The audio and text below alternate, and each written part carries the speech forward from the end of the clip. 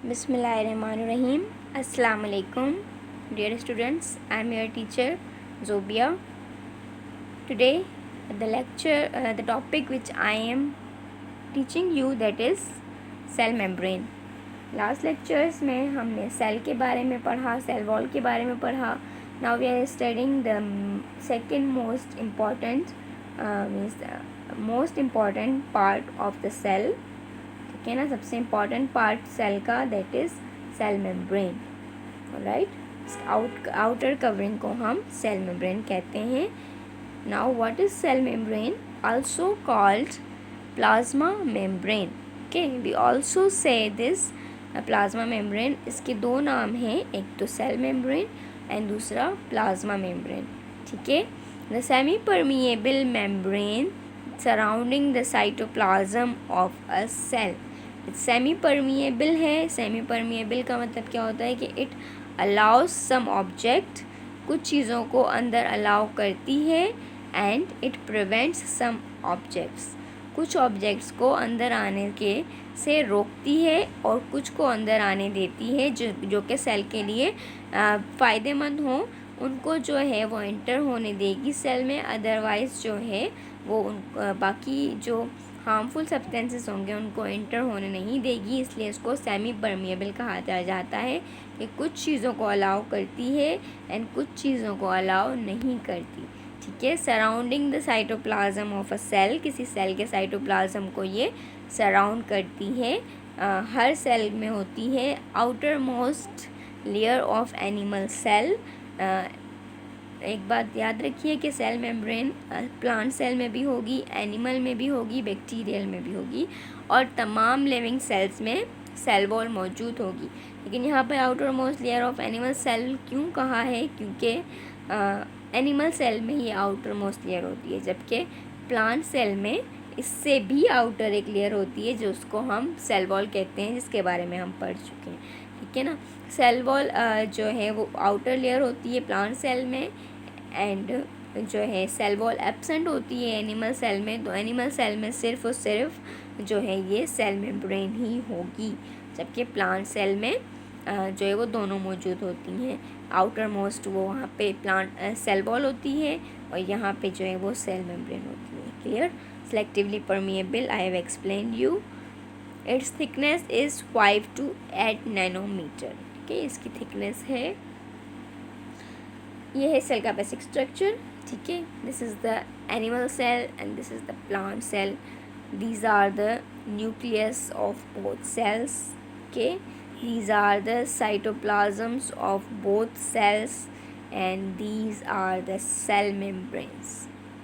Alright, in plant cell you know there is also cell wall. This is the plant cell wall. You can see here, this is the orange color, this is the plant cell wall.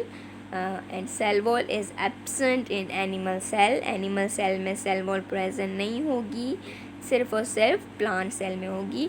और cell membrane दोनों में ही present है. इसकी outer most layer cell membrane है और plant cell की outer most layer cell wall है. Clear? Now other things which are present in cell are vacuole, chloroplast, which are present in plant cell but absent in animal cell. Structure of cell membrane.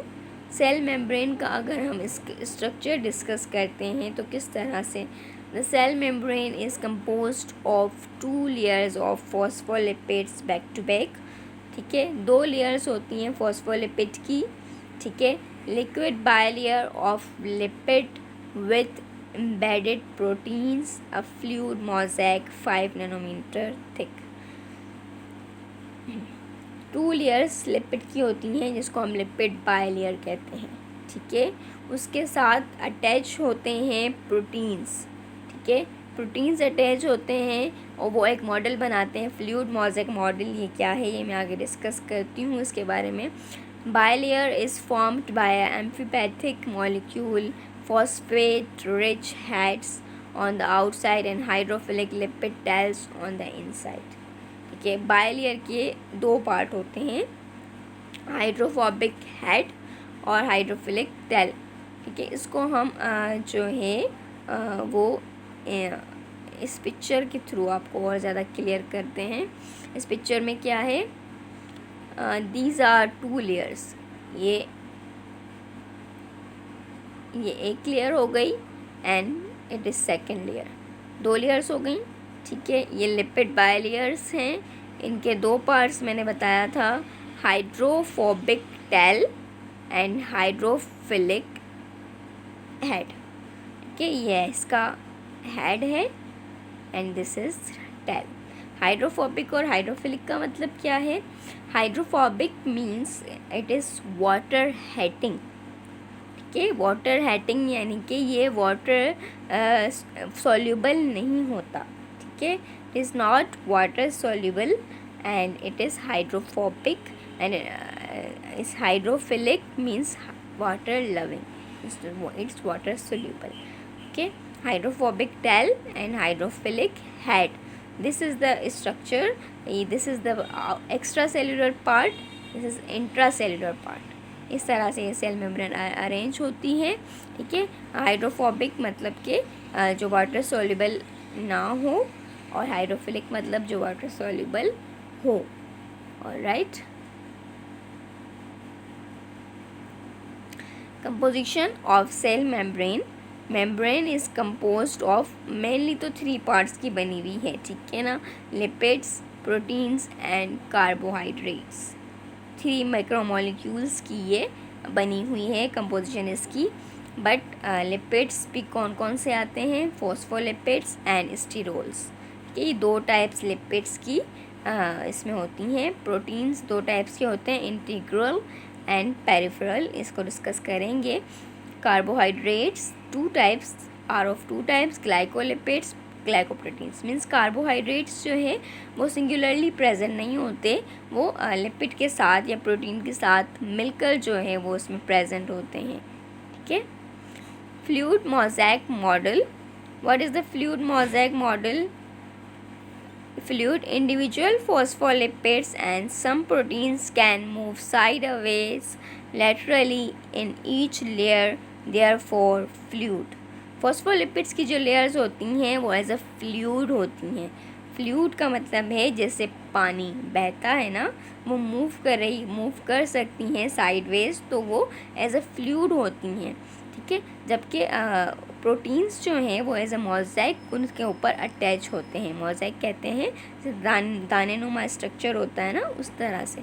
Mosaic range of different proteins resting on the surface all through the phospholipid layer gives it a mosaic appearance. Okay, मतलब कि एक दानेदार सा जैसे दाने जैसे icebergs होते हैं ना, अगर समंदर है और वो वाटर है, उसके ऊपर जो है वो अगर वो बर्फ़ के जो है वो गोले रखे हुए हों उसके ऊपर, तो वो एज उस तरह का मॉडल पेश कर रहा है ना। Fluid means the lipid and mosaic means the protein. इस पिक्चर से और ज़्यादा क्लियर होगा आपको। ये देखें, as a fluid, as a water, ये लिपिड बायलेयर्स हैं। ठीक है, ये प्रोटीन्स ऊपर इस तरह से अरेंज हुई हुई जैसे कि आइसबर्ग्स होते हैं ना, बर्फ़ के छोटे छोटे टुकड़े होते हैं समंदर के ऊपर रखे हुए हों, उस तरह से इसका मॉडल नज़र आता है। ठीक है, ये सिंगर और नाइकलसन ने मॉडल पेश किया था। जो है इस मॉडल में उन्होंने ये बताया था कि इसका जो शेप है, जो स्ट्रक्चर है, वो इस तरह से होगा। Functions of cell membrane, mechanical structure, maintain the physical integrity of cell and hold the cytoskeleton in place. पहली बात तो ये सेल की शेप एक बनाती है, मैकेनिकल शेप, फिज़िकल उसको सपोर्ट देती है। ठीक है ना, ज़ाहिर सी बात है उसकी आउटर लेयर है तो उसको एक शेप देगी और सपोर्ट देगी, मैकेनिकल स्ट्रक्चर उसका बिल्डअप करने में सेल मेम्ब्रेन हेल्प करती है। ठीक है, सेकेंड फंक्शन उसका है सिलेक्टिव परमिएबिलिटी। ठीक है, परमिएबिलिटी, सिलेक्टिव परमिएबिलिटी का मतलब है कि सिलेक्टिव चीज़ों को सेल के अंदर दाखिल होने दे और बाकी चीज़ों को स्टॉप कर दे। ठीक है, gases, hydrophobic and small non polar molecules can easily pass through it. Okay, it allows, किन किन चीज़ों को अलाउ करती है? गैसेस को, हाइड्रोफोबिक्स एंड छोटे छोटे जो पोलर मॉलिक्यूल्स हैं उनको इजीली सेल के अंदर अलाउ करती है, कुछ चीज़ों को अलाउ करती है, कुछ को नहीं। तो दिस इज सिलेक्टिव परमिएबिलिटी। इस तरह से सेल को जो है वो हार्मफुल इफ़ेक्ट से बचाती है कि कोई भी हार्मफुल केमिकल या किसी भी हार्मफुल चीज़ को सेल के अंदर इंटर होने से रोकती है। ठीक है, ट्रांसपोर्ट में हेल्प करती है cell membrane. Certain molecules pass through passively, other need various transporters. ठीक है, ट्रांसपोर्ट सिस्टम में हेल्प करती है सेल के इनसाइड और आउटसाइड जाने में। इसके पास रिसेप्टर्स होते हैं जो कि किसी चीज़ को सेल के इनसाइड लेके जाएं या बाहर सेल के बाहर लेके जाएं, तो ये उसमें हेल्प करती है ट्रांसपोर्ट में, transport of materials from outside to inside the cell, इसमें हेल्प करती है। लास्ट है markers and signaling. Some surface proteins act as a marker and help in cell signaling. ठीक है, एज अ मार्कर्स भी यूज़ होते हैं, यानी कि सेल्स को सिग्नल करने में।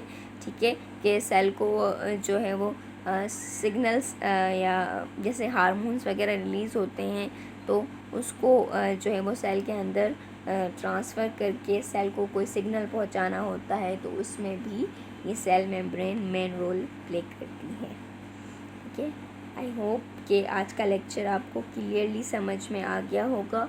अगर कोई क्वेश्चन है तो कमेंट सेक्शन में आप पूछ सकते हैं। ठीक है ना, अगर कोई बात क्लियर नहीं हुई है। और इसके अलावा मेरी वीडियो को लाइक करिएगा, शेयर करिएगा और मेरे चैनल को लाजमी से सब्सक्राइब करिएगा। Thank you so much. अल्लाह हाफ़िज़।